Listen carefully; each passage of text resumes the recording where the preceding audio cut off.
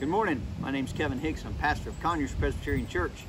It is Monday, September 21st, and it is time for my Monday morning message. Most of you know that my daughter is on a mission trip. She's doing a 9-month gap year mission trip with a group called the World Race. With coronavirus, it's changed their schedule some. She should be leaving the country, but instead of that, for the first 3 months, they're going to be in Gainesville, Georgia, at their location up there, doing training and some local mission, that sort of thing. They've got over 50 kids. I'm not exactly sure how many. And to keep them safe from coronavirus, they have to keep them away from each other at first. So the first 2 weeks at least, they were only in their pods of 6 or so people, so that if there was an outbreak, they could isolate it to those 6 people. So they've been careful not to let them mix too much. Also, they've, instead of letting them sleep inside or in a bunkhouse or something, each one is in their own individual tent. So there's like this tent city out there. So we haven't had a whole lot of communication. So I'm going to use this video to communicate with my daughter, because this morning it's pretty chilly out.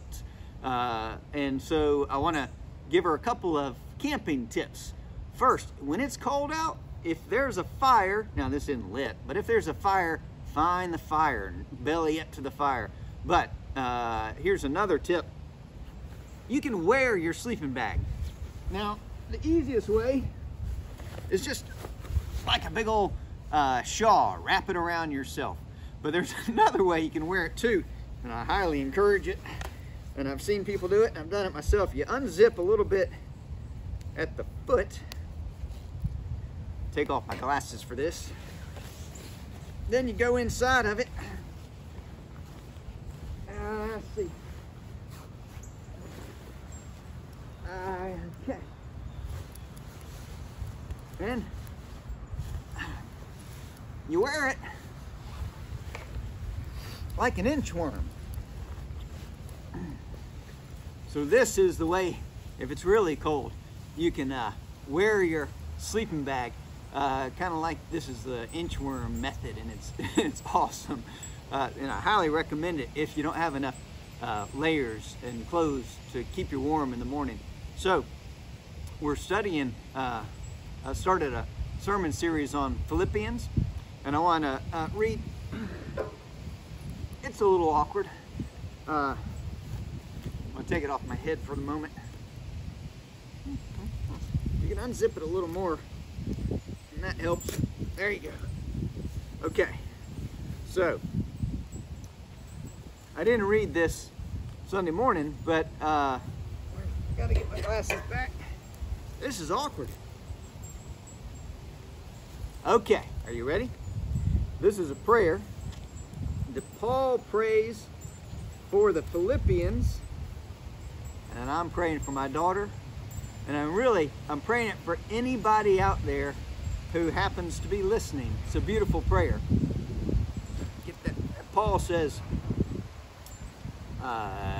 this is my prayer, that your love may abound more and more in knowledge and depth of insight, so that you may be able to discern what is best, and may be pure and blameless for the day of Christ, filled with the fruit of righteousness that comes through Jesus Christ, to the glory and praise of God.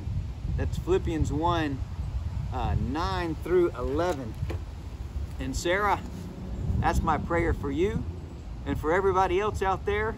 That's my prayer for you as well. You in the congregation, you who just happened to come across this video, the other kids out there camping out with you and starting a mission trip, and for all those who are across the United States, across the world, because I'm really famous. So you know, I get like 3 or 4 likes and people watching, at least like that, maybe 5 sometimes. But anyway, incredibly famous. So that's my prayer for you. I hope you have a fantastic week, Sarah Hicks. And I'm going to put a link down below to your blog so that people can keep up with what you're doing and follow along. So if you hadn't written anything in your blog, Sarah, get to it. Write something so we can keep track of what you're doing. Love you, and I love all of you out there, and I hope you have a truly blessed week. See you later. Bye. Stay warm.